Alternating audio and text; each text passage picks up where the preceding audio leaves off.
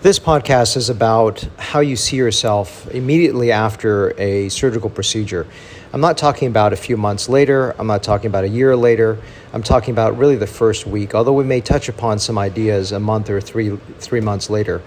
So the biggest thing for the first week is no matter what you had performed, there's going to be some distortion there where you may not be able to recognize every feature that was there. You may question why you had this done. You may even be depressed. I had a lady many years ago that said, "Dr. Lam, I wish you had told me about the fact that I could be depressed after the first few days after a procedure because you just maybe have some discomfort, a little swelling, things don't look exactly what you don't recognize yourself 100%."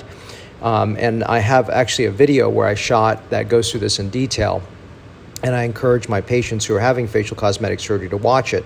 And the self-perception is so important. I say to put down the mirror. And what that basically means is oftentimes, especially for females after a procedure, they'll look very, very closely at the mirror, maybe 8x magnification, wonder why the left side looks different from the right side, why there's more bruising on one side versus the other, why something is going on. And I will tell you the good news is that since I shot that video many years ago, there's been quite a bit of change in terms of the recovery, the nature of the recovery, because of several things. One is for the majority of my patients, they get something called TXE or tranexamic acid, which has greatly reduced bruising.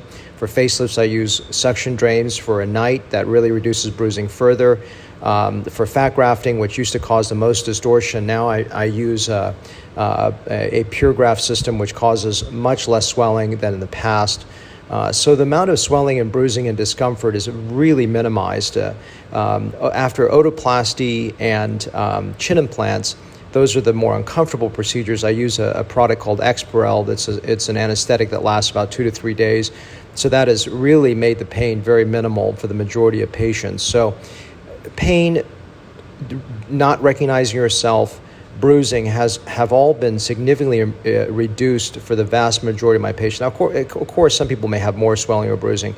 Now, the one thing that is true is where the identity rests is oftentimes the eyes. So oftentimes, like a facelift doesn't cause that level of distortion of their mind of what they see. A rhinoplasty oftentimes also doesn't necessarily cause that much distortion because there's a splint on the nose for the first week.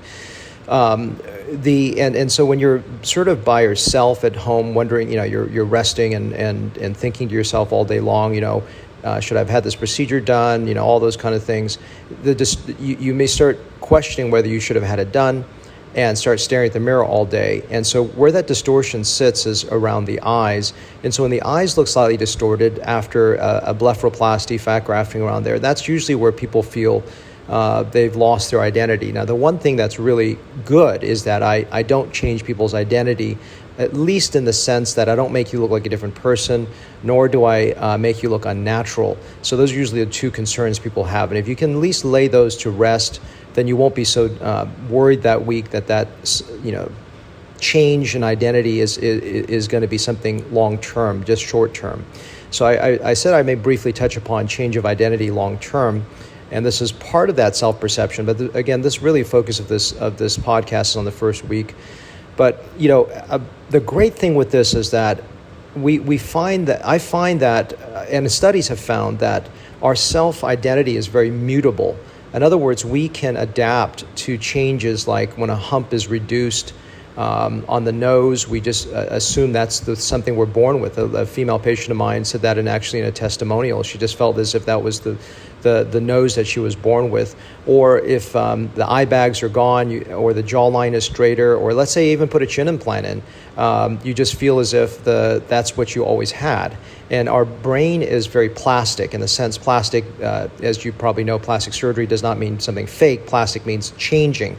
And so our brains being plastic too means that our brains are very mutable and changeable, so we can adapt to that. So there's a book by Jonathan Haidt called The Happiness Hypothesis, in which he said that changes to our physical identity can often lead to years of pleasure and happiness for us. And so I know that, of course, it's a confirmation bias to read a book that actually supports your surgery and what you do for a living.